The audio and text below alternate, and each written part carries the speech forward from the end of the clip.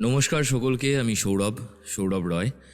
আর আজ আপনারা শুনতে চলেছেন সুকান্ত দাশের লিখিত গল্প গোয়েন্দা রুদ্রশঙ্কর এবং সিরিয়াল কিলিং। গল্পটি একটি নতুন গোয়েন্দা সিরিজের প্রথম অংশ। গল্পটি আপনাদের কেমন লাগলো সেটা দয়া করে জানাবেন আমাদেরকে আমাদের কমেন্ট সেকশনে, এবং এতে কিছু নতুন ভাব আনা যায় কিনা আপনাদের কোনো সাজেশন থাকলে আপনারা জানাতে পারেন। আপনাদের ফিডব্যাকটা আমাদের দেবেন দয়া করে। গল্প পাঠের অভিনয় রয়েছে অভিক সাহা, অন্যান্য চরিত্রে রয়েছে সৌরভ রয়, কৌশিক ব্যানার্জি, অনির্বাণ কর, বর্ণালী দে বর্মন এবং শুভধর। শব্দগ্রহণ এবং আবহ সঙ্গীতে সৌরভ রয় এবং সঞ্চারী রক্ষিত। সমগ্র পরিচালনায় টিম কিংবদন্তি। গল্পের পোস্টার ডিজাইন করেছেন শ্রাবর্ণ স্ক্রিবলিং মাইন্ড। তাহলে বেশি দেরি না করে আজকে শুরু করা যাক আমাদের গোয়েন্দা গল্প গোয়েন্দা রুদ্রশঙ্কর এবং সিরিয়াল কিলিং। লম্বা বারান্দাটার এক পাশে চুপ করে বসেছিল একসময়ের দুধে পুলিশের গোয়েন্দা রুদ্রশঙ্কর ব্যানার্জি। বারান্দার চেয়ারে হেলান দিয়ে খবরের কাগজটা হাতে নিয়ে দেখছিল সে। কিন্তু কি মনে হতে পাশের টেবিলে খবরের কাগজটা রেখে দিয়ে বাইরে বাগানের দিকে তাকালো।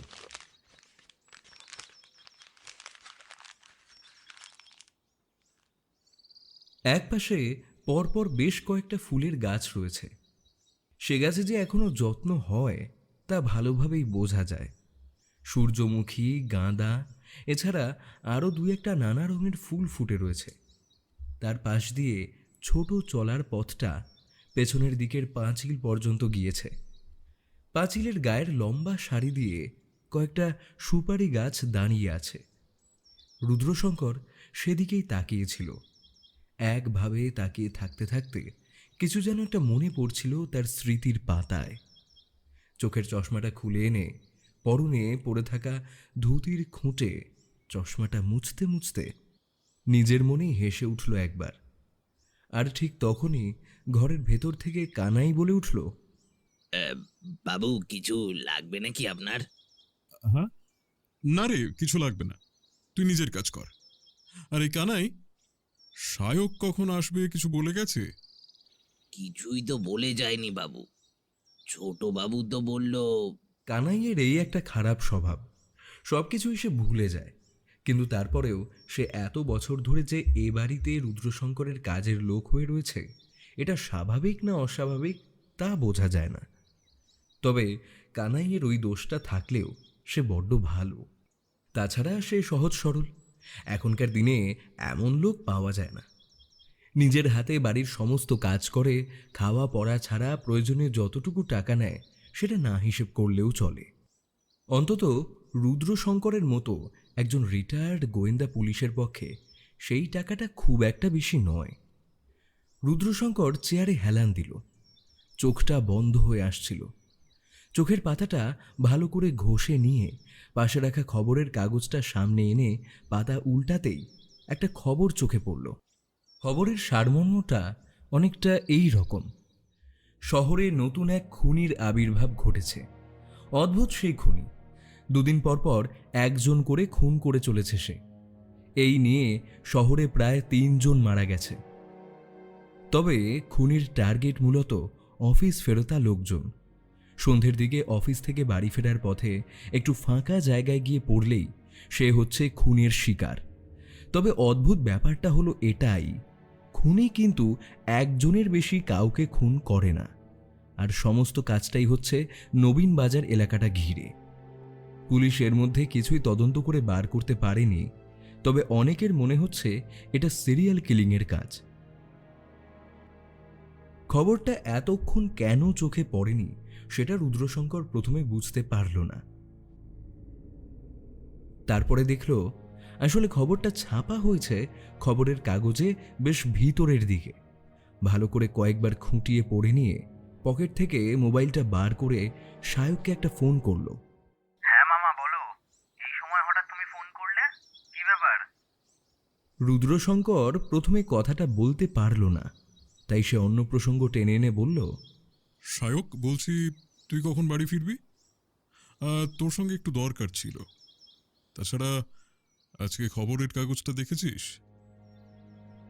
সায়ক মোবাইলের অপর প্রান্তে দাঁড়িয়ে কথাটা শুনে একটু থমকালো, যেন মনে হলো কাউকে দিয়ে খবরের কাগজটা আনতে বলল।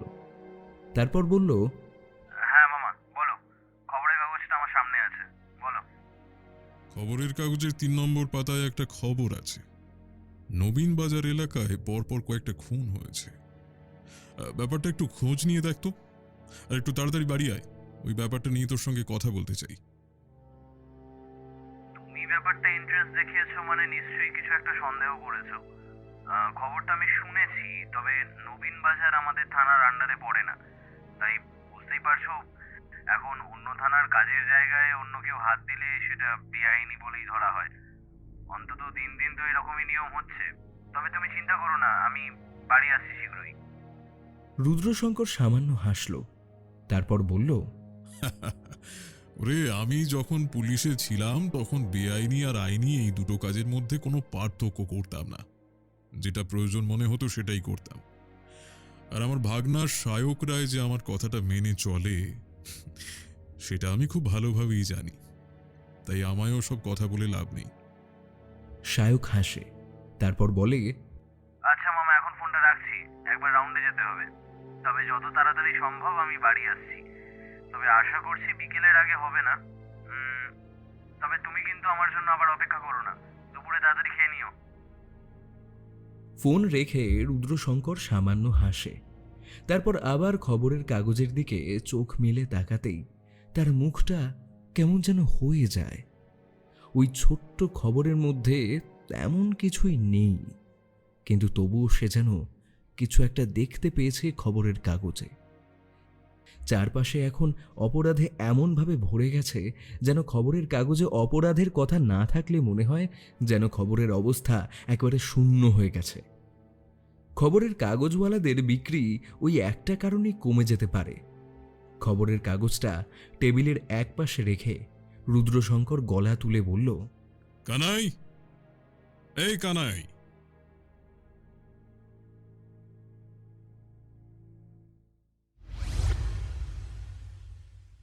কেন জানি না, আমার কিন্তু ব্যাপারটা তেমন মনে হচ্ছে না।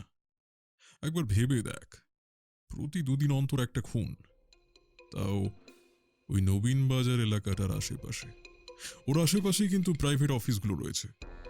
সন্ধ্যের পর অনেকেই ওখান থেকে বাড়ি ফিরে আসে, তবে খুনগুলো কিন্তু হয়েছে ভেতরে, মানে ওই এলাকার আশেপাশে। বড় রাস্তা ছেড়ে আধো অন্ধকার গলির ভেতরে ঢুকতে হয়েছে যাদের, খুনটা কিন্তু তাদেরই হয়েছে। আর প্রত্যেকটা খুন কিন্তু একইভাবে, একই প্যাটার্নে হয়েছে। সায়ক মন দিয়ে শুনছিল তার মামা রুদ্রশঙ্কর ব্যানার্জির কথা। এবার বলল, কিন্তু যদি সেটা হয়েও থাকে তাহলে তো এটা কোনো সিরিয়াল কিলারের কাজ। আর খবরের কাগজে 3টের কথা রয়েছে, আসলে এর মধ্যে 5টা খুন হয়েছে, তবে প্রতিটা খুনই কিন্তু একদিন অন্তর অন্তর। ব্যাপারটা এমন হয়েছে যে সন্ধ্যের পর ওই পথে সবাই যেতে ভয় পাচ্ছে, বিশেষ করে যে পথে খুনগুলো হয়েছে বেশি। তবে তার জন্য কিন্তু খুন থেমে থাকেনি। 5টা খুন মানে শেষ খুনটা কবে হয়েছে? পরশুদিন সন্ধেবেলা। তবে হিসাব অনুযায়ী আজকেও একটা খুন হওয়ার কথা, আর সেই কারণেই নবীন বাজার এলাকার আশেপাশে থানার পুলিশের পাহারা রয়েছে। অপরাধীকে ধরা এত সোজা হবে না। সায়ক, যে পরপর এতগুলো খুন করতে পারে, পুলিশের পাহারা সে ঠিক ফাঁকি দিতে পারবে। তার মানে তুমি বলতে চাইছো অপরাধী ঠিক খুন করবেই? যদি সিরিয়াল কিলার হয় তাহলে এত সহজে সে হার মানবে না। অন্তত ধরা না পড়া পর্যন্ত সে তার কাজ করেই যাবে। এই ব্যাপারটা তোকে বলে বোঝাতে হবে না নিশ্চয়ই। সায়ক মনে মনে ভাবল, মামা কথাটা মিথ্যে বলেনি। যদি সিরিয়াল কিলার হয় তাহলে ধরা না পড়া পর্যন্ত সে তার কাজ করে যাবে। আর সিরিয়াল কিলারের ক্ষেত্রে বলতে গেলে তাদের ভয় ডর খানিকটা কম হয়। এখন পুলিশের চোখে ধুলো দেওয়ার কাজটা খুব একটা কঠিন বলে সে পুলিশ হয়েও মনে করে না। অর্থাৎ তার মামা রুদ্রশঙ্কর ব্যানার্জি যা বলেছে তা অনেকটাই ঠিক।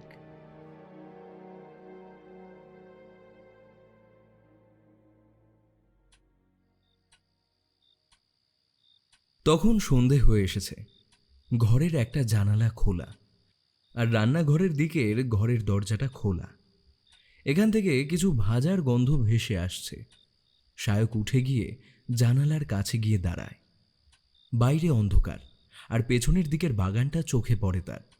সেখানে দাঁড়িয়ে সে বলে, কিন্তু আমি এটা বুঝতে পারছি না, তুমি এই কেসটা এতটা আগ্রহ দেখালে কেন? কারণটা কি বলো তো মামা? রুদ্রশঙ্করের মুখে একটা অদ্ভুত হাসি। মাথা নেড়ে সে বলল, না রে, তেমন কিছু নয়, এমনি চোখে পড়লো ব্যাপারটা তাই। তুই তো জানিস, অদ্ভুত কিছু ব্যাপার তোকে বলতে আমার ভীষণ ইন্টারেস্টিং লাগে। এখন তো আর তোর মতো বাইরে যেতে পারবো না, আর বাইরে গিয়ে যে কোনো কেসে তদন্ত করব সেটাও পারবো না। বাড়িতে বসে রহস্য উপন্যাস পড়া ছাড়া আর কোনো কাজ নেই, তাই একটু মাথা ঘামাতে ইচ্ছে হলো। বেশ, তো সমস্যা নেই। নবীন বাজার এলাকার থানার একজন আমার চেনা আছে, বড় অফিসারের সঙ্গে সে রয়েছে, তার সঙ্গে আমার যোগাযোগ আছে। তুমি চাইলে কথাবার্তা বলে কেসটা... রুদ্রশঙ্কর যেন লাফিয়ে উঠল। কেসটায় শায়ক তদন্ত করতে পারবে না জেনে সে কেমন মুষড়ে পড়েছিল। এবার শায়কের কথা শুনে সে বলল, পারবি? তাহলে একটা কাজ কর, তুই ওই সেকেন্ড অফিসার যে আছে তার সঙ্গে কথা বল যে যারা মারা গেছে, মানে ওই 5 জন, সেই 5 জনের ব্যাপারে সমস্ত ডিটেইলস জোগাড় কর। আর তাছাড়া আর একটা কাজ কর, এই আজকে যদি কেউ খুন হয় তাহলে খুনি লোকটার ব্যাপারে যত তাড়াতাড়ি সম্ভব তথ্য খুঁজে বার করবে। আর একটা ব্যাপার, প্রত্যেকের ক্ষেত্রেই সমান, একই রকম ভাবেই খুনটা হয়েছে। পোস্টমর্টম রিপোর্টগুলো ভালোভাবে দেখবি তো। ওকে ক্যাপ্টেন, আপনি যখন বলেছেন তাহলে তো করতেই হবে। শায়ক মাঝে মাঝে মজা করে রুদ্রশঙ্করকে ক্যাপ্টেন বলে ডাকে, যদিও রুদ্রশঙ্করকে ক্যাপ্টেন ডাকাটা খুব একটা ভুল নয়। শায়ককে পুলিশে ভর্তি হওয়ার জন্য জোর তো সেই করেছিল, আর এখন শায়কের যখন কেউ নেই, তখন রুদ্রশঙ্কর তার কাছে এসে থাকতে শুরু করেছে। কানাই আর শায়ক ছাড়া রুদ্রশঙ্করের আর কেউ নেই। শায়ক নিজের ঘরের দিকে চলে গেল। রুদ্রশঙ্কর বসে বসে কি একটা যেন ভাবল প্রথমে, তারপর টেবিলের একপাশে রাখা বড় রহস্য উপন্যাসটা তুলে নিয়ে গলা তুলে বলল, আরে কানাই, কই দে বাবা, খালি কি গন্ধই শুকিয়ে যাবি নাকি? কানাই তাড়াহুড়ো করে একটা প্লেটে গরম গরম আলুর চপ নিয়ে ঢুকল।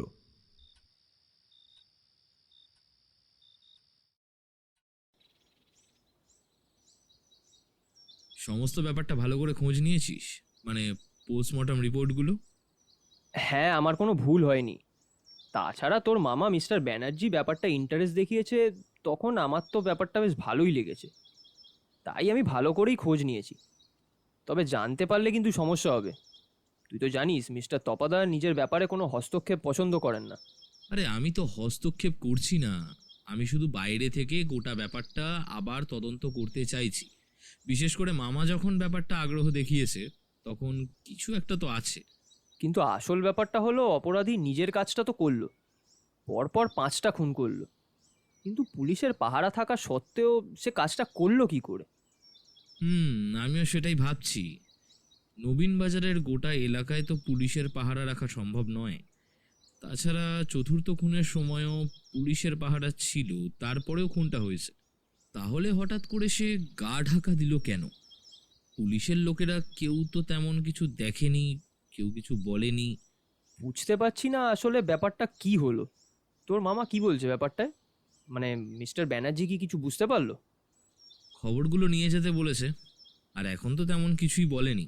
পোস্টমর্টম রিপোর্ট আর যারা যারা খুন হয়েছে তাদের ব্যাপারে বেশ কিছু তথ্য এই সমস্ত জোগাড় করেছি। আগে আমাকে যেতে হবে মামার কাছে, তারপরে দেখি কি বলে মামা। আচ্ছা, তুই অনেক ব্যাপারেই তো তোর মামার সঙ্গে আলোচনা করিস, আর সব ব্যাপারও তো সে ইন্টারেস্ট দেখায় না। তাহলে এই ব্যাপারটা এত ইন্টারেস্ট দেখালো, তুই কি নিজে কিছু বলেছিলিস? আরে না রে, আমি তো কিছুই বলিনি। আর তাছাড়া... ঠিক তখনই তন্ময়ের ফোনটা বেজে ওঠে। এই শায়ক, আমায় এখন যেতে হবে বুঝলি, স্যার ফোন করছে রে। এখানেই তো আছে, বলেছিলাম না তোকে? আমি এখন আসি, তুই দেখ কি হয়, তাহলে আমাকে ফোন করিস। তন্ময় চলে যেতেই সায়ক নিজের বাইকটা ঘুরিয়ে নিয়ে থানার দিকে রওনা দেয়। মনে মনে ভাবতে থাকে কেসের ব্যাপারটা। 5টা খুনের পরে হঠাৎ অপরাধী খুন করা ছেড়ে দিল কেন? যতক্ষণ না গোটা ব্যাপারটা মামাকে জানাচ্ছে ততক্ষণ তার মনের ভেতরটা কেমন যেন একটা উত্তেজনা থেকেই যাবে। থানায় বিভিন্ন কাজের মধ্যে ডুবে গেল সে। তবুও তার মাঝেই একবার রুদ্রশঙ্কর তাকে ফোন করেছিল, কিন্তু কাজের ব্যস্ততায় তার ফোনটা ধরা হয়ে ওঠেনি। রুদ্রশঙ্কর অকারণে একবারের বেশি ফোন করে না, আজও করেনি। সে জানতো সায়ক ফ্রি হলেই তাকে ফোন করে নেবে, কিন্তু সায়ক ফোন করতে পারল না। কাজের চাপে সেখান থেকে বেরিয়ে পড়েছিল। তারপর যখন বাড়িতে ফিরে গেল তখনই মনে পড়েছিল ফোন করার কথা। তখন আর মনে পড়ে কি হবে? বাড়িতে গিয়ে হাত মুখ ধুয়ে সোজা মামার ঘরে গিয়ে দেখতে পেল রুদ্রশঙ্কর বিছানার এক পাশে বসে হাতে সেই মোটা রহস্য উপন্যাসটা পড়ে চলেছে। সায়ককে দেখে সে বলল, কি ব্যাপার, কোনো নতুন খবর? নতুন খবর যেটা আছে সেটা শুনলে তুমি আশ্চর্য হয়ে যাবে মামা। তুমি ধারণাই করতে পারবে না এমন একটা খবর আছে। কি খবর বলতো? মনে হচ্ছে কালকে আর কোনো খুন হয়নি, তাই তো? সায়ক খানিকটা অবাক হয়েছিল। তার অবাক ভাবটা তার মুখেই ধরা পড়ছিল। তার মুখটা দেখে রুদ্রশঙ্কর সামান্য হাসল, তারপর বলল, আরে বল না, কি হয়েছে? এমনটাই হয়েছে তো? নিশ্চয়ই কাল আর কোনো খুন হয়নি, যদিও এটা খুব বড় ব্যাপার নয়। এটা আমি নিজেও ভেবেছিলাম। বড় ব্যাপার হলো যারা খুন হয়েছে তাদের বাড়িতে খোঁজ খবরটা কি তুই নিয়েছিস? তাদের ব্যাপারে তথ্য জোগাড় করেছিস কোনো? সায়ক সত্যিই অবাক হয়েছিল। মামার সামনে ফাঁকা থাকা চেয়ারটায় এসে এসে বসে পড়ে বলল, খবরটা তোমায় কে দিল? কিন্তু খবরটা তো তোমার পাওয়ার কথা নয়। খবরের কাগজে কথাটা বের হয়নি। তাছাড়া তুমি বাইরে খুব একটা যাও না, ফোন ব্যবহার করো বটে, তবে তেমনভাবে নয়। তাহলে আমার সিক্স সেন্স কথাটা বলছিল। তবে শুধুই যে সিক্স সেন্স বলছিল সেই কথা বলবো না, কয়েকটা শক্ত কারণও রয়েছে কিন্তু সেসব কথা ছাড়া। তুই আমায় বল যে 5 জন যারা মারা গেছে তাদের ব্যাপারে কি খোঁজ নিয়েছিলি? নিয়েছিলাম, তবে তাদের সবাই কিন্তু ওই নবীন বাজার এলাকার আশেপাশে থাকে না। কেউ একটু কাছে, কেউ একটু দূরে। তবে একটা ব্যাপার লক্ষ্য করা গেছে, কি ব্যাপার? প্রত্যেকেই যারা খুন হয়েছে তারা কিন্তু বড় রাস্তা ছেড়ে ভিতরের অন্ধকার কোনো গলির ভেতরে ঢুকেছিল। কারণ প্রত্যেকটা মৃতদেহ ভেতরের রাস্তার দিকেই পাওয়া গেছে, যেখানে লোকজন চলাচল কম কিংবা আলো আঁধার, অর্থাৎ যেখানে খুনিকে দেখতে পাওয়ার সম্ভাবনা কম। অথচ একটা কথা ভেবে দেখ, প্রত্যেকেই কিন্তু খুনির ব্যাপার এবং খুনের ব্যাপার সমস্তটা জানার পরেও ওই পথে গিয়েছিল। রাস্তাটা ছোট আর অন্ধকার, তবুও তার ভেতরে তারা গিয়েছিল। সেটাই তো অদ্ভুত। চতুর্থবার পুলিশের পাহারা ছিল, তারপরেও খুনি বেঁচে যায়, এবং তারপরে পঞ্চম খুনের পরে হঠাৎ করে সে খুন করা বন্ধ করে দিল। এই কথায় রুদ্রশঙ্কর একটু চমকে উঠে বলল, কি বললি? চতুর্থ খুন মানে? চতুর্থ খুনটা যখন হয় তখন পুলিশের পাহারা ছিল? হ্যাঁ, চতুর্থ খুনের সময় পুলিশের পাহারা ছিল, আর তারপরেও যে খুনটা হয় মানে পঞ্চম খুনের সময়ও পুলিশি পাহারা ছিল। তবে নবীন বাজার এলাকার আশেপাশের এতগুলো ছোট ছোট গলি রয়েছে আর এত পথ রয়েছে, আর তার মধ্যে সব জায়গায় একসাথে পুলিশের পাহারা বসানো সম্ভব নয়। আমরা বড় রাস্তা এবং বড় রাস্তাগুলো থেকে গলিতে ঢোকার মুখে পুলিশের পাহারা রেখেছিলাম, কিন্তু তার মধ্যে সন্দেহজনক কাউকে মনে হয়নি। অথচ খবরে বলছে খুনি একই অস্ত্র দিয়ে প্রত্যেকটা খুন করেছে, অর্থাৎ খুনির কাছে অস্ত্র ছিল। খবরের কাগজে এটাও বলেছে যে খুনি যে অস্ত্র দিয়ে খুন করেছে তা অতি সূক্ষ্ম, খুব পাতলা কোনো শক্ত অস্ত্র, অনেকটা লম্বা কাঠির মতো। শুধু অনেকটা কাঠির মতো নয়, অনেকটা সাইকেলের চাকায় যে লম্বা স্পোক থাকে সেই ধরনের লম্বা, অথচ ধারালো। শক্ত কিছু আর পাতলা ধরনের কিছু হবে, যেটা ছিদ্র করলে মনে হবে যেন একটা মোটা ইঞ্জেকশনের ছুঁচ শরীরের কোথাও ঢুকেছে। সেক্ষেত্রে সাইকেলের স্পোক ছাড়া অন্য কিছুর কথা আমার মাথায় অন্তত এলো না। শায়ক অবাক হয়ে গেল। এমন একটা অস্ত্রের কথা সে অনেকবার ভেবেছে, কিন্তু সাইকেলকে যে কেউ এমন কাজে ব্যবহার করতে পারে সেটা মনে আসে না। হঠাৎ করে এখন যেন তার কথাটা মনে পড়েছে। সাইকেলের স্পোক সরু আর ছোট, তাছাড়া যদি কেটে নেওয়া যায় তাহলে সেটা আরো ছোট হয় এবং সেটা দিয়ে খুন করার পরে খুনি যে কোনো জায়গায় সেটা ফেলে দিতে পারে। অত সহজে খুঁজে পাওয়া যাবে না। আচ্ছা, তোকে আরেকটা যে কাজ দিয়েছিলাম সেটা করেছিস? সবার ব্যাপারে তথ্য খুঁজে বার করতে বলেছিলাম, সেই সম্পর্কে কিছু বল। তবে তার আগে কানাইকে 2 কাপ চায়ের কথা বলে দিতাম। চা খেতে খেতে গোটাটা তোর কাছে শুনবো। একটু পরে কানাই এসে 2 কাপ চা দিয়ে গেল। চা খেতে খেতে শায়ক বলতে শুরু করলো। প্রথম যে লোকটা মারা গেছে সে লোকটা ওখানকারই একটা অফিসে দারোয়ানের কাজ করে। দ্বিতীয় যে মারা গেছে সে ব্যাংক অফিসের একজন কর্মচারী। তৃতীয় জন ম্যানেজার এবং চতুর্থ জন ব্যাংকেই বেয়ারার মতো ওই কাজ করে। আর পঞ্চম যে লোকটি মারা গেছে সেও কিন্তু একজন দারোয়ান। অর্থাৎ এই সবার মধ্যে 2 জন দারোয়ান, একজন ম্যানেজার, একজন কর্মচারী এবং একজন বেয়ারা। অর্থাৎ খুনের লক্ষ্য কোনো নির্দিষ্ট শ্রেণী কিংবা নির্দিষ্ট পদের লোক নয়। তাহলে কি সে ইচ্ছে মতো খুন করছে?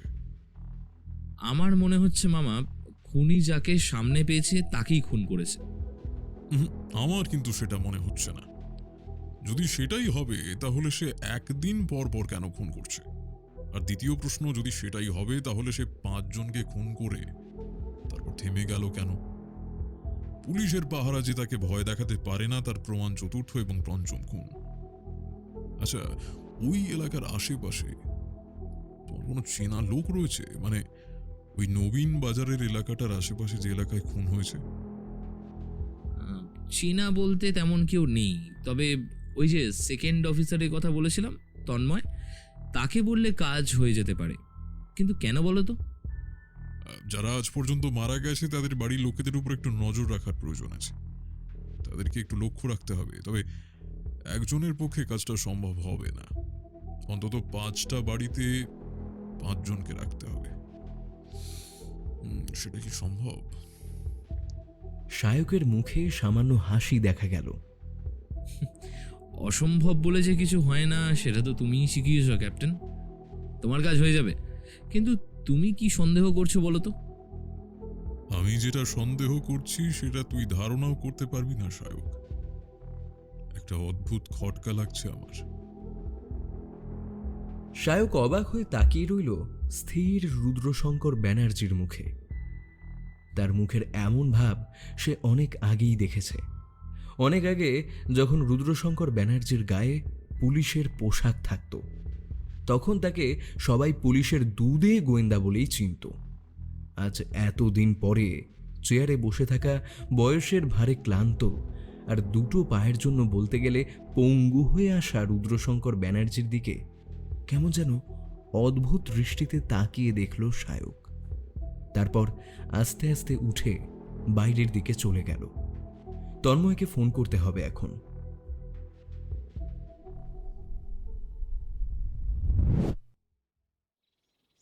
দেখ, তোর কথা মতো তো আমরা এখানে এলাম, কিন্তু এখান থেকে কি কিছু খুঁজে পাবো? আমার তো মনে হচ্ছে না। শুধু এখান থেকে কেন, আগের 3 জনের বাড়ির লোকের সঙ্গে কথা বলেও আমি কিন্তু তেমন কিছু বুঝতে পারিনি। তাছাড়া ওই ম্যানেজারের বউকে দেখে তো মনে হলো না যে ম্যানেজার মারা যাওয়ার জন্য খুব একটা চিন্তা ভাবনা রয়েছে বলে তেমন দুঃখও পাইনি। কেন পাবে বলতো? এত বড় বাড়ি, তার ওপর আবার ব্যাংকের ম্যানেজার, টাকা পয়সা তো বেশ ভালোই আছে। তাহলে দুঃখ পাওয়ার কি আছে বলতো? সেটাই, মানুষের টাকা পয়সাকে বেশি আহ, যাই হোক, আর 2টো বাড়ি বাকি রয়েছে, একজন বেয়ারা আর একজন দারোয়ান। চ। আচ্ছা, এই দারোয়ানটা কিন্তু সেই 5 নাম্বার লোক যার খুনটা সবার শেষে হয়েছিল। কিন্তু আমি একটা ব্যাপার এখনো বুঝতে পারছি না, মিস্টার ব্যানার্জি আমাদের এভাবে তল্লাশি করতে বললেন, আর তাছাড়া বাড়ির ওপর পাহারা বসানোর ব্যাপারটা। আমি কিচ্ছু জানি না। তেমন হলে তুই আমার সঙ্গে আজকে মামার কাছে চল, একবার মামার সঙ্গে কথা হয়ে যাবে। আমার মনে হয় সেটাই ভালো হবে। এই যে এই বাড়িটা, এটাই বেয়ারার বাড়ি। দরজা ধাক্কা দিতেই দরজাটা খুলে গেল। একটি বছর 15-16 মেয়ে বেরিয়ে এলো বাইরে। বেরিয়েই পুলিশের পোশাক পরা ওদের দুজনকে দাঁড়িয়ে থাকতে দেখে একটু অবাক হয়ে গেল মেয়েটা। তাড়াতাড়ি ঘরের ভেতর চলে যেতেই একজন মহিলা বাইরে বেরিয়ে এসে ওদের দেখে বললেন, হ্যাঁ বলুন। কয়েকদিন আগেই বাড়িতে এক ভদ্রলোক, যতদূর সম্ভব ওনার নাম রতন সামন্ত, উনি মারা গেছেন। আসলে তার ব্যাপারে আমি একটু কথা বলতে এসেছি। ও আচ্ছা আচ্ছা, হ্যাঁ ভিতরে আসুন, ভিতরে এসে বসে কথা বলুন। সায়ক আর তন্ময় ভেতরে ঢুকল। ঘরের দেওয়াল ও ঘরের সাজসজ্জা দেখেই তারা যে মধ্যবিত্ত পরিবারের তার বলে দিতে হয় না। ঘরের একপাশে একটা ছোট্ট শোকেস, বসার জন্য পাশাপাশি দুটো চেয়ার, একপাশে ছোট বিছানায় জানালার পাশে একটা লম্বা আলনা। মহিলা এগিয়ে গিয়ে চেয়ারটা একটু ঝেড়ে দিয়ে ওদের বসতে বললেন। তারপরে গলা তুলে ঘরের ভেতরে বোধহয় মেয়েকে চা করতে বলতেই সায়ক বলল, না না, কিছু মনে করবেন না, আসলে ডিউটিতে রয়েছি, তাই এখন চা খেতে পারবো না। আপনাকে কয়েকটা প্রশ্ন করব, তার উত্তর দিলে আমাদের কাজটা সহজ হবে। আচ্ছা, আপনার স্বামীর মৃত্যুর পেছনে আপনার কাউকে সন্দেহ হয়? মানে কেউ এই কাজটা করতে পারে বলে আপনার মনে হয়? না, তেমন কাউকে তো আমার সন্দেহ হয় না। তাছাড়া ওর ব্যাপারে আমি বিশেষ তেমন কিছু জানতাম না। ও একটা ব্যাংকে কাজ করতো, আমিও সকাল থেকে বিকেল পর্যন্ত একটা স্কুলে কাজ করতাম। তারপর ফিরে এসে মেয়েটাকে নিয়ে আলাদা করে তেমন কোনো কথা আর হতো না আমাদের। তাছাড়া এতদিন ধরে এভাবে সংসার চলতে চলতে আমরা দুজনেই খুব ক্লান্ত। এর মধ্যে আর আলাদা করে নিজেদের ব্যাপারে কী কথা বলবো? আপনার কথা শুনে মনে হচ্ছে আপনি যথেষ্ট শিক্ষিত। আচ্ছা, আপনার স্বামীর হঠাৎ মৃত্যুর পেছনে কোনো কারণ আছে বলে আপনার নিজের কখনো মনে হয়নি? যদি আমার মনে হওয়ার কথা ধরেন, তাহলে আমার তেমন কিছুই মনে হয়নি। ও গরিব হতে পারে, কিন্তু ও কখনো কারোর কোনো ক্ষতি করেনি। আমরা তো বেশ ভালোভাবেই ছিলাম, কিন্তু মাঝখান থেকে হঠাৎ এভাবে। আপনার স্বামীর খুনের পাশাপাশি আরও 4 জন খুন হয়েছে। আপনার কি এর মধ্যে থেকে কিছু মনে হয়, মানে এমন কিছু যার সাথে এই 5টা খুনের সম্পর্ক রয়েছে? হ্যাঁ, সম্পর্ক তো আছেই স্যার। সকলেই নবীনবাজার এলাকার কোনো অফিসের কোনো না কোনো পদে কাজ করে। সকলেই কিন্তু ওই এলাকাতেই কাজ করত। সন্ধ্যের পর ওখান থেকেই বাড়ি ফিরত। আর যারা মারা গেছে তারাও শুনেছি সব এদিককারই। সেটা আমরা জানি, কিন্তু আমরা এমন কিছু জানতে চাইছি যেটা আমাদের জানা নেই।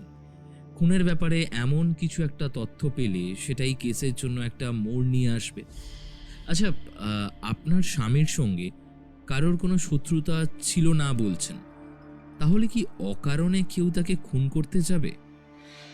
সায়কের কথায় মহিলা কোনো উত্তর দিল না, কিন্তু তন্ময়ের হঠাৎ করে কি যেন একটা মনে হলো। সে বলল, খুনগুলো যদি... তারপরে কথাটা বদলে নিয়ে বলল, আচ্ছা, এখন তাহলে আমরা চলি, আরও একটা বাড়িতে জিজ্ঞাসাবাদ করতে হবে। আপনার যদি কিছু মনে পড়ে, কোনো সূত্র বা খটকা, তাহলে আপনি আমাদের সঙ্গে যোগাযোগ করে নিতে পারেন। এই যে এখানে আমার নাম্বারটা লেখা আছে। ওরা বেরিয়ে আসতেই সায়ক বলল, এই কি ব্যাপার বলতো?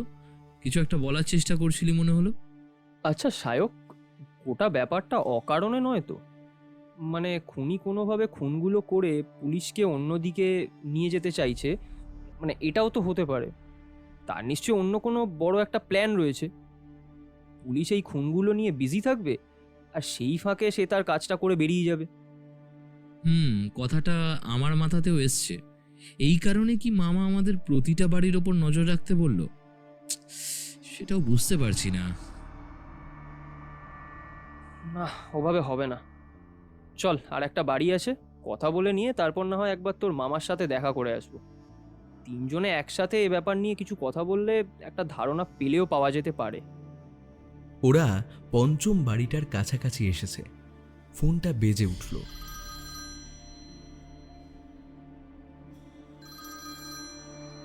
তন্ময় ফোনটা তুলে নিয়ে কানে ধরে বলল, হ্যাঁ স্যার, এই তো আপনাকে বলেছিলাম না, আমার ওই একটা কাজ পড়ে গেছে, সেই জন্যই কাজটা সেরে নিয়েই আমি ফিরছিলাম। ঘন্টাখানেকের মধ্যেই ফিরছি স্যার। মাঝে মাঝে এত মিথ্যে কথা বলতে হয় না। আর এই যে কেসটা রয়েছে এটা কিন্তু স্যারের হাতেই রয়েছে, কিন্তু সেই কেসের ব্যাপারে ওই একবার রুটিন মাফিক তদন্ত ছাড়া আর কিন্তু কিছুই করেননি উনি। ওর নেতার বাড়িতে বিয়ে হয়েছে সেটা নিয়ে এখন মেতে রয়েছে। তাই জন্যই নচিকেতা অনেকদিন আগে সেই একটা গান লিখেছিল জানিস তো, মন্ত্রীরা সব হারামজাদা আস্ত বদের ধাড়ি, আর তুরুপ নাচে মন্ত্রিসভা এখন বাইজি বাড়ি। ছাড়, ওসব ভেবে আর লাভ নেই, চল। আর কিছু করার নেই বুঝলি, চল। এইটাই তো মনে হচ্ছে। আচ্ছা দাদা, এখানে রমাকান্ত হালদারের বাড়ি? ও আচ্ছা, ওইটা ঠিক আছে। দরজায় ধাক্কা দিতে হলো না, কলিং বেল ছিল। কলিং বেল টিপতেই ঘরের ভেতরে একটা গান বাজতে লাগলো। একটা ভক্তি গীতেই বেজে উঠল। একটু পরেই ভেতর থেকে একজনের পায়ের শব্দ শোনা গেল। দরজার কাছে এগিয়ে এসে দরজা খুলে দিল একটি বিবাহিত মহিলা। ওদের দেখে একটু চমকে গিয়ে বলল, এ কি, পুলিশ? আবার কেন? আগেই তো যা বলার ছিল আমাদের বলেছি, আবার কেন? দেখুন, আমরা শুনেছি এ বাড়িতে রমাকান্ত হালদার থাকতেন, যদিও উনি মারা গেছেন। সেই ব্যাপারে আমরা একটু... দেখুন, আমি তার মেয়ে, আমার মা এখন অসুস্থ, কিন্তু এই সময় আমি আপনাদের সঙ্গে এ ব্যাপারে কোনো কথা বলতে চাই না। মেয়েটার এমন ব্যবহারে সায়ক একটু অবাক হলেও তন্ময় বলল, আচ্ছা, আপনি কথা বলতে চান না যখন, ঠিক আছে, তাহলে বলুন আমরা কোন সময় আসব, তখন না হয় আপনার সঙ্গে কথা বলবো। দেখুন, পুলিশের সঙ্গে এই বিষয়ে আমার কোনো কথাই আমি বলতে চাই না। এই কথা বললে তো হবে না ম্যাডাম। আপনার বাড়িরই একজন যখন খুন হয়েছে, আর সে ব্যাপারে কথা তো আপনাকেই বলতে হবে। যদি আপনি এভাবে অসম্মতি প্রকাশ করেন তাহলে আপনাকে থানায় ডেকে নিয়ে গিয়ে না হয় সেখানেই জিজ্ঞাসাবাদ করব। তবে কথা তো বলতেই হবে। আপনি কি আমাকে ভয় দেখাচ্ছেন? আমার বাবা মারা গেছে, আর উল্টে আপনি আমাকে ভয় দেখাচ্ছেন। পুলিশের সঙ্গে সহযোগিতা করতে অসুবিধা কোথায়? জেলার মুখে পড়তে কি ভয় পাচ্ছেন? আমার তো মনে হচ্ছে এই সমস্ত ব্যাপারে আপনি কিছু জানেন, যেগুলো আমাদের কাছে আপনি লুকিয়ে রাখতে চাইছেন। আর শুনুন ম্যাডাম, প্রয়োজন হলে মহিলা পুলিশ এনে আপনাকে কিভাবে তুলে নিয়ে যেতে হয় সেটাও আমি... কি হচ্ছে কি তন্ময়? দেখুন ম্যাডাম, আসলে এই ব্যাপারটা এমনিতেই সবাই বেশ ভয় পেয়ে রয়েছে, তাই গোটা ব্যাপারটার একটা তদন্ত আমরা করছি। আপনি যদি সাহায্য না করেন তাহলে আর কি করে হবে বলুন তো, বিশেষ করে যখন আপনার বাবা... মেয়েটা এবার যেন রেগে উঠে বলল, হ্যাঁ সেটাই, আমার বাবা মারা গেছে, তারপরও আমি কিছু বলতে চাইছি না, কারণ আমি চাই না আমার বাড়িতে আর কারোর কিছু হোক। আমার বাবারই ভুল। বাবা যদি আজ থেকে 10 বছর আগে ওই ভুলটা না করতো, কতবার বারণ করেছিলাম তখন। এই কথায় সায়ক আর তন্ময় দুজনেই কেমন যেন অবাক হয়ে গেল। মেয়েটাও কথাটা বলে কেমন যেন একটু দীর্ঘশ্বাস ছাড়ল। তারপরে শান্ত গলাতেই বলল, ক্ষমা করবে, আর আপনাদের সঙ্গে এমন ব্যবহার করাটা আমার উচিত হয়নি। আসলে আমার মা খুব অসুস্থ, তার উপর আপনারা... আসুন, আপনারা ভেতরে আসুন, আমি আপনাদের প্রশ্নের উত্তর দেব, তবে একটা শর্ত থাকবে। সায়ক আর তন্ময় একটু অবাক হয়ে ঘরের ভেতরে ঢুকে গেল। মেয়েটি ঘরের বাইরে মুখ বের করে দেখেই দরজাটা বন্ধ করে দিল। অন্ধকার রাস্তা দিয়ে হেঁটে আসছিল একটি মেয়ে। মেয়েটা দ্রুত হেঁটে চলেছে। আশপাশটা ফাঁকা। এমন ফাঁকা রাস্তায় এ সময় লোকজন থাকার কথা নয়। মেয়েটি দ্রুত গতিতে সামনের দিকে এগিয়ে আসছে। বিশেষ করে সামনের ছোট গলিটার মুখের ল্যাম্পপোস্টের আলোটা জ্বলছে না। কাল রাতেই যেন ওটা কেউ ভেঙে দিয়েছে। সেখান থেকে আসতে আসতে মেয়েটা একবার যেন একটু ভয় পেল। তাড়াতাড়ি ব্যাগ থেকে মোবাইলটা বার করে মোবাইলের টর্চ জ্বেলে সামনের দিকে এগিয়ে গেল খানিকটা। আরও কয়েক পা সামনের দিকে এগিয়ে যাবে, ঠিক তার আগেই একটা অদ্ভুত ব্যাপার ঘটে গেল। সঙ্গে সঙ্গে অন্ধকারের ভেতর থেকে একটা লোক ছায়ার উপর ভর করে এগিয়ে এলো তার দিকে। তারপর মেয়েটির ঠিক ঘাড়ের কাছে যেন ঝাঁপিয়ে পড়তে যাবে এমন সময় একটা শব্দ ভেসে এলো। শব্দটা গুলির শব্দ। আর তার সঙ্গে সঙ্গে সেই লোকটা যেন কাটা কলা গাছের মতো রাস্তার উপরে পড়ে গেল। মেয়েটা একটা চিৎকার করে রাস্তার অন্য পাশে চলে গেল। সঙ্গে সঙ্গে চারপাশ থেকে টর্চের আলো জ্বলে উঠল। লোকটা ততক্ষণে নিজের হাতটা চেপে ধরে রাস্তার উপরে বসে রয়েছে। তার চোখের দৃষ্টি জ্বলন্ত, মাথার লম্বা চুল মুখের দুপাশে ঝুলছে সাপের মতো। তীব্র গর্জনের মতো কথা ভেসে এলো তার মুখ থেকে। আমার কিচ্ছু করতে পারবি না, তোরা কিচ্ছু করতে পারবি না। কি পারবো কি পারবো না সেটা না হয় পরে দেখা যাবে, এখন সেটা তোকে নিয়ে চিন্তা করতে হবে না। এখন থানায় এসো। লোকটা একটা হাত নিয়ে নিজের দিকে রেখেছিল, এক হাত দিয়ে অন্য হাত চেপে ধরে রাখা। সায়ক সামনের দিকে এগিয়ে গিয়ে তার হাতে হাত করা পরাতে যাবে, ঠিক তখনই বাঁ হাতে কি যেন একটা ঝলসে উঠল। সঙ্গে সঙ্গে চোখের পলকে উপরের দিকে সায়কের ঘাড়ের কাছে কিছু একটা মারতে যাবে, তার আগেই তন্ময় পিছন থেকে তার হাতটা শক্ত করে চেপে ধরল। তারপর তার হাত থেকে তুলে নিল একটা লম্বা লিকলিকে সাইকেলের স্পোক। তার শেষের দিকটা সূচালো। সেটা আঙুল দিয়ে পরীক্ষা করতে করতে বলল, বড় সূক্ষ্ম তোর হাতের কাজ। এত বুদ্ধি আর এত ধৈর্য যদি অন্য কোনো কাজে লাগাতিস তাহলে ভালো হতো। শুধু শুধু এসব করলি কেন? পাঁচটা খুন করেছিস তুই। আমি খুন করেছি তার কোনো প্রমাণ আছে? প্রমাণ আছে বলেই তো আজ এই প্রমাণটাকে শেষ করে দিতে এসছিলি, তাই না? তবে প্রমাণ যে আছে সে কথা উনি নিজেও জানতেন না। উনি আসলে যখন ওখানে গিয়ে পড়েন তখন ওই স্পোকটা ঘাট থেকে বার করে নিয়েছিল, কিন্তু ওকে দেখে তাড়াতাড়ি সেখান থেকে পালিয়ে গিয়েছিল। আর তাই তোকেও পালাতে দেখেছে, কিন্তু তোর মুখটা দেখতে পাইনি। তুই ভেবেছিস তোকে দেখতে পেয়েছে তাই তুই ভয় পেয়েছিলিস। কাল যখন আমরা বাড়িতে এসেছিলাম তখনই বেরোবার সময় সন্দেহ করেছিলাম কেউ একজন পাঁচিলের ওপার থেকে নজর রাখছে। তখনই বুঝতে পেরেছিলাম কিছু একটা হবে। সবকিছুই ঠিক ছিল, আমি ঠিক খুন করে চলে যেতাম, কিন্তু তখনই দেখতে পেলাম ও হাঁটতে হাঁটতে এদিকে আসছে। প্রথমবার এটা বার করতে পারিনি, দ্বিতীয়বার যখন বার করতে যাই তখনই ভয় পেয়ে ও চিৎকার করে উঠল। এখন চল, এই সমস্ত কথা না হয় থানায় গিয়েই বলবি।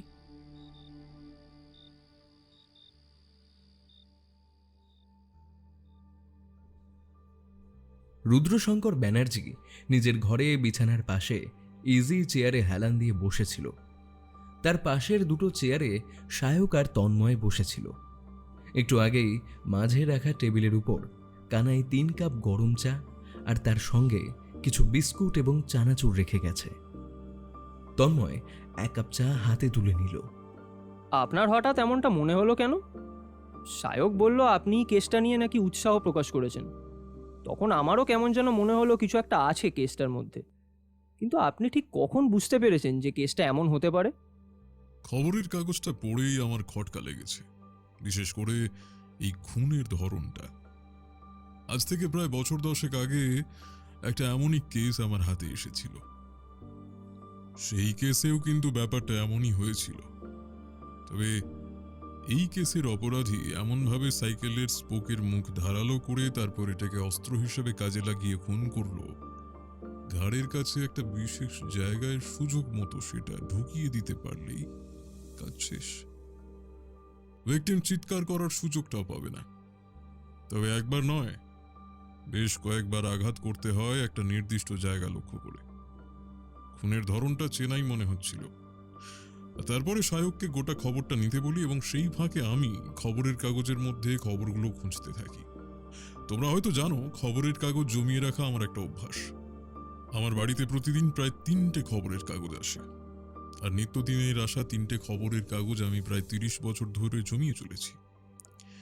আমার ওপরের ঘরে গেলে দেখতে পাবে সেখানে খবরের কাগজ জমিয়ে এদিক ওদিক ছড়িয়ে রয়েছে। তার মধ্যে অনেক নষ্ট হয়ে গেছে, অনেকটাই সংরক্ষণ করতে পেরেছি। যত্নে রাখলে হয়তো সব ঠিকই থাকে। কেসটা চোখে পড়তেই সে খবরের কাগজটা খুঁজতে লেগেছিলাম। খুঁজতে খুঁজতে 10 বছর আগের খবরটাও চোখে পড়ল। তাছাড়া কেসটা আমি নিজেই সলভ করেছিলাম, তাই কেসের একটা নোটও আমার কাছে ছিল। তাই সন্দেহটা হলো, আর তারপরেই সায়ককে। তুমি প্রথম থেকেই খুনের ধরনটা কিছুটা হলেও আন্দাজ করতে পেরেছিলে, তাহলে প্রথমে ধরতে পারলে না যে কাজটা কেন হয়েছে? তা ধরতে তো একটু সময় লাগলো বটে। আসলে হাতে নাতে কোনো প্রমাণ না পেলে তো অপরাধীকে ধরা যাবে না। তাই সায়ককে বলেছিলাম একটা ফাঁদ তৈরি করতে। যাতে অপরাধী নিজেই এসে ধরা দেয়। বিশেষ করে ওই রমাকান্ত হালদারের বাড়ি থেকে তোমরা যখন বেরিয়ে আসছিলে তখনই তুমি নিশ্চয়ই কাউকে দেখেছিলে, আর তাতেই আমার সন্দেহটা প্রবল হয় যে কেউ একজন নজর রাখছে। কিন্তু সেটা তো অনেক পরে। তার আগেই তো তুমি 5 জনের বাড়ির ওপরে পুলিশের পাহারা রাখতে বলেছিলে, যদিও সাদা পোশাকের পুলিশ ছিল যাতে কেউ বুঝতে না পারে। প্রথম থেকেই মনে হয়েছিল খুনগুলো আসলে পুলিশকে মিসগাইড করার জন্য করা।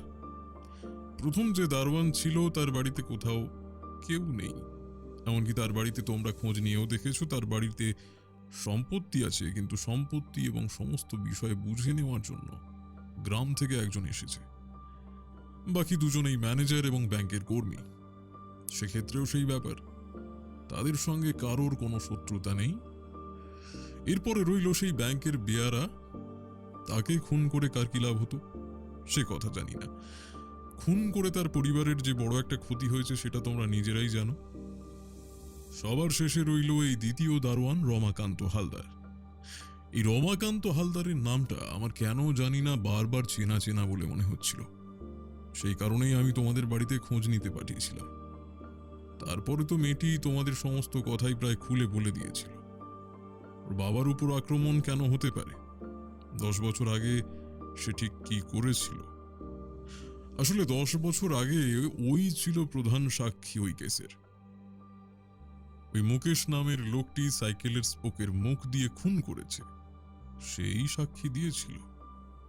সে সময় আশেপাশের অনেকেই তাকে বারণ করেছিল এবং মুকেশও আদালতে দাঁড়িয়ে তাকে শাসিয়ে গিয়েছিল যে ফিরে এসে তাকে দেখে নেবে। এত বছর পর ফিরে এসে মুকেশ যে আবার প্রতিশোধ নেওয়ার চেষ্টা করবে এ কথা আপনি ভাবলেন কি করে? আগে তো কেস নিয়েই দিন কাটতো আমার। এই সমস্ত মৃত্যুগুলোর পিছনে কারণ একটু বেশি জোরালো হয়, আর তাতে প্রথমেই আমার মনে হয়েছিল একজন সিরিয়াল কিলার খুনগুলো করছে। তারপরে যখন হঠাৎ করে খুন হওয়া বন্ধ হয়ে গেল তখন মনে হলো সিরিয়াল কিলারের কাজ শেষ হয়েছে, কিন্তু সিরিয়াল কিলার তো এভাবে হঠাৎ করে তার কাজ বন্ধ করে দেয় না। তাহলে ব্যাপারটা কি হলো? হ্যাঁ, সেটাই তো। আর মামা, তুমি কি করে বুঝতে পারলে যে ওই পঞ্চম খুন যার হয়েছিল, মানে রমাকান্ত হালদারই ছিল তার আসল লক্ষ্য? ভালো করে ভেবে দেখ। তুই আমায় বলেছিলি চতুর্থ খুন যখন হয় তখন পাহারার ব্যবস্থা ছিল, এবং তারপরে ছিল পঞ্চম খুনের সময়। অর্থাৎ চতুর্থ খুনের সময় অপরাধী বুঝতে পারে এরপর পুলিশ ব্যাপারটায় নজরদারি শুরু করবে, তাই সে তার কাজ বন্ধ করবে। অর্থাৎ তার কাজ সম্পূর্ণ হয়েছে। তার মানে চতুর্থ কিংবা পঞ্চম এই দুটো খুনের মধ্যে যে কোনো একটা খুন ছিল তার আসল লক্ষ্য। আচ্ছা, আপনার কখন মনে হয়েছিল যে এই কেসটার সাথে মুকেশ নামের ওই লোকটা জড়িয়ে থাকতে পারে? একদম শেষে যখন রমাকান্ত হালদারের মেয়ের কথা শুনে তোমরা ওখান থেকে বেরিয়ে আমায় টেলিফোন করলে, তখন বুঝতে পারলাম যে আমার ধারণা হয়তো সঠিক।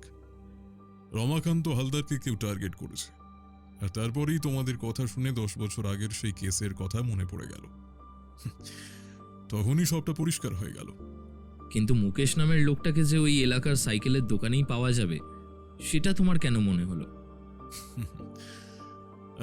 যে এতগুলো খুন সাইকেলের স্পোক দিয়ে করেছে তখন তাকে সাইকেলের স্পোক জোগাড় করতে হতো। অথচ ফরেন্সিক রিপোর্ট বলেছে অস্ত্রটা জং ধরা ছিল না। তার মানে সাইকেলের স্পোকগুলো পুরনো নয়, নতুন। অন্তত 5টা খুনের জন্য তাকে 5টা স্পোক কিনতে হয়েছে। একই স্পোক দিয়ে সে লুকিয়ে রেখে কাজগুলো করতে পারবে না, কারণ প্রতিটি অস্ত্রের ধরন একই হলেও তার সূচালো দিক এবং বিশেষ করে ক্ষতের আকার থেকে বোঝা যায় তার মাথার ধারালো জায়গাটা ভিন্ন ছিল। অর্থাৎ সেটা ধারালো করতে গিয়ে কখনো ছোট কখনো বড় হয়েছে। এবার 5টা নতুন স্পোক কিনতে নিশ্চয়ই তাকে কাছের কোনো দোকান থেকে সেগুলো কিনতে হবে। ওই এলাকার আশেপাশের দোকানগুলোতে তোরা খোঁজ নিয়েছিলি, তেমন কিছুই পাওয়া যায়নি। অন্তত ওইভাবে কেউ স্পোক কিনে নিয়ে যায়নি। তার মানে একটাই রাস্তা রইল। সবই বুঝলাম, কিন্তু ওই দুটো খুনের মধ্যে একদিন করে গ্যাপ থাকার কারণটা? ওটা আর কিছুই নয়। ও একদিন ধরে লক্ষ্য করতো এরপরে কাকে খুন করবে, পরদিন সেই কাজটাই করত, তাই একদিন সময় লাগতো। ওর সাইকেলের দোকানে খোঁজ নিলে দেখতে পাবে প্রতিদিন ওই দোকানে বিকেলের পরই বন্ধ হয়ে যেত। অর্থাৎ বিকেলের পরে সে নজরদারি করতো একদিন, আর খুন করতো ঠিক তার পরের দিন। বিশেষ করে ওই এলাকায় যেখানে খুন হয়েছে সেখানে কিন্তু ল্যাম্প পোস্টের লাইট ভাঙা ছিল। হ্যাঁ, একবার খুনের সময় আমি ব্যাপারটা দেখেছি। আর বিশেষ করে যেদিন আমরা রমাকান্ত হালদারের বাড়িতে গেলাম, সেদিন ওই গলির মুখে লাইটটা ছিল, অথচ পরদিন সকালে সেটা দেখতে পাইনি। এই কারণেই আমার মনে হয়েছিল যে সেদিনও সে ওই মেয়েটিকে খুন করার চেষ্টা করবে। এবার তোমাদের আর কিছু বুঝতে কোনো অসুবিধা রয়েছে বলে তো আমার মনে হয় না। সবকিছুই তোমাদের কাছে পরিষ্কার হয়েছে। হ্যাঁ ক্যাপ্টেন, তুমি এত পরিষ্কার করে সবকিছু যখন বুঝিয়ে দিলে, এখন আর এই সমস্ত কিছু বুঝতে আমাদের কোনো অসুবিধা নেই। আমি কিছুই করিনি, আসলে সমস্ত ব্যাপারগুলোকে একটু ভালো করে দেখার চেষ্টা করেছি। আর বিশেষ করে এইরকম খুনের প্যাটার্নের কথা আমার আগে জানা ছিল, তাই কাজটা সহজ হয়েছে। তবে মেয়েটা কিন্তু সাহসিকতার পরিচয় দিয়েছে। তার উপর যে ওভাবে আক্রমণ হতে পারে সেটা জেনেও সে আমাদের পরিকল্পনায় সঙ্গী হয়েছে, এটাই অনেক। প্রথম দিন মেয়েটির সঙ্গে আমার একটু কথা কাটাকাটি হয়ে গিয়েছিল, তবে পরে বুঝতে পেরেছিলাম সে কেন এমনটা করেছিল। তবে আপনি ঠিকই বলেছেন, এত কিছুর মধ্যেও সেদিন সে একটুও ভয় পায়নি। চা খাওয়া শেষ হয়েছিল। সায়ক আর তন্ময় উঠে পড়ল। বেরিয়ে আসার সময় সায়ক বলল, আমি একটু বেরোচ্ছি, সন্ধে হয়ে যাবে বুঝলে। আমার এই বইটা পড়া হয়ে গেছে, সময় যদি পাস তাহলে নতুন কোনো বই। তোমায় আর বলতে হবে না, এই কেসটায় তুমি যেভাবে আমাদের সাহায্য করেছো তাতে তোমার কিছু একটা উপহার পাওয়া প্রয়োজন। তাই তোমার জন্য আসার সময় একটা নয়, আমি 2টো রহস্য উপন্যাস নিয়ে আসবো, কেমন? রুদ্রশঙ্কর ব্যানার্জি সামান্য হাসল। তারপর খোলা জানালা দিয়ে বাইরের দিকে তাকালো। বাইরে সবে বিকেল নামতে শুরু করেছে। ঠান্ডা হাওয়া শিরশির করে এসে ঘরে ঢুকছে। দরজা দিয়ে পেছনের দিকের বাগানটা দেখা যায়। সেই বাগানে নানা রঙের ফুল ফুটে আছে। তার পাশ থেকে একটা পায়ে চলার পথ, সামনে দূরে পুকুর ও গাছের সারি ও তারপর পাঁচিল দেখা যাচ্ছে। সেদিকে তাকিয়ে চুপ করে বসে রইল রুদ্রশঙ্কর ব্যানার্জি। তারপর কি মনে হতে গলা তুলে কানাইকে ডেকে বলল, কানাই, কানাই, একবার এই ঘরে আয় তো। কানাই ঘরে এসে ঢুকতেই রুদ্রশঙ্কর বলল, আজকের খবরের কাগজটা দেখেছিস? একবার এনে দে তো। কানাই খবরের কাগজ খুঁজে এনে দিল। খবরের কাগজটা হাতে তুলে নিয়ে তারপর নির্দিষ্ট খবরটা খুঁজে পেয়ে গেল রুদ্রশঙ্কর ব্যানার্জি। পুলিশ খোঁজ পেয়ে গেল সেই সিরিয়াল কিলারের। ইন্সপেক্টর ও দারোগার পুলিশ ফোর্সের নিরলস প্রয়াসে সে ধরা পড়েছে। 5টা খুন সে নিজের হাতে করেছে এবং তা স্বীকার করেছে। তবে এর চেয়ে বেশি আর কিছু বলা যায় না। তবে নবীনবাজার এলাকা এবং তার আশেপাশে যে ত্রাস ছড়িয়ে ফেলেছিল এই লোকটি, তা থেকে বোধহয় সাধারণ মানুষ খানিকটা মুক্তি পাবে এবার। আরও কিছু লেখা ছিল খবরের কাগজে, তবে সেগুলো আর পড়ার ইচ্ছে হলো না রুদ্রশঙ্কর ব্যানার্জির। খবরের কাগজটা বিছানার এক পাশে রেখে বাইরের দিকে তাকিয়ে রইলেন। 2টো চোখে জল নিয়ে অদ্ভুত দৃষ্টিতে বাইরের দিকে তাকিয়ে রইলেন। মনে মনে তিনি পিছিয়ে গেলেন আজ থেকে অনেক বছর আগে। তখনকার দিন আর এখনকার দিনের মধ্যে অনেক ফারাক। এসব ভাবতে ভাবতেই ঘরের বিছানার পাশে রাখা মোবাইলটায় একটা চেনা রিংটোন বেজে উঠল।